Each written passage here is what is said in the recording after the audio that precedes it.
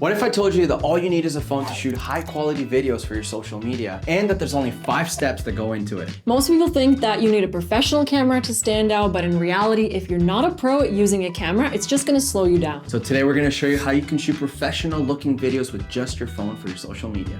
And the first step is to know what settings to set your phone to. First, you wanna make sure you're shooting at 4K and 30 frames a second. Second, you wanna make sure you turn off this one setting, HDR. If you're on an iPhone, open up your settings, go to the camera settings here, then scroll down to record video and scroll down to where it says HDR video high efficiency. And you wanna turn that off because it makes your video look wonky. The next thing you wanna do is open up your camera app, and you're gonna notice you have the option of using the back camera and the front camera. The back camera is always the best quality, so make sure to use that one. And you're gonna notice that you have 0.5, 1x, 2x, and 5x. 0.5 is great for POV shots, but for any talking head content where you're talking to the camera, you want to stick to the 1x, but have fun with it and try both. As long as you have good framing and lighting, you can stick to the auto settings in your phone. So the second step is to find the right background for your video. And when choosing your background, here's 3 things you should think about. Number 1 is removing clutter, simply because it's distracting and you wanna make sure the attention is on you. Number 2, find an interesting background. In my years of shooting professional photography, I learned that adding depth makes the shot look more professional and creates that nice blurry effect. So to do this, you wanna have a separation of at least 1 meter between you and the background. And this is what it looks like.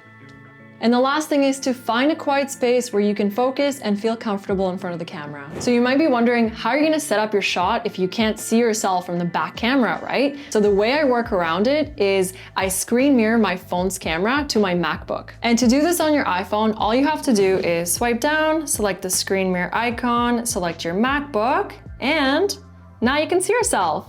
Now, if you don't have a MacBook, I found this cheap tool. It's a mirror that you can attach to a tripod, and I'm gonna leave it in the description if you'd like to check it out. Now let's talk about lighting. So you typically have 2 different options when it comes to lighting. You have natural light and you have artificial light. I'll leave a few options in the description, but whichever lighting solution you end up choosing, you wanna make sure that you avoid flat lighting. This is what you call flat lighting, and it happens when your source of light is directly in front of you. But what happens if I rotate myself ever so slightly and the light is now coming from the side slightly above me? You start to see some shadows more in my face being introduced, and this makes you look more aesthetic in front of the camera. So these are my tips for better lighting with just your phone.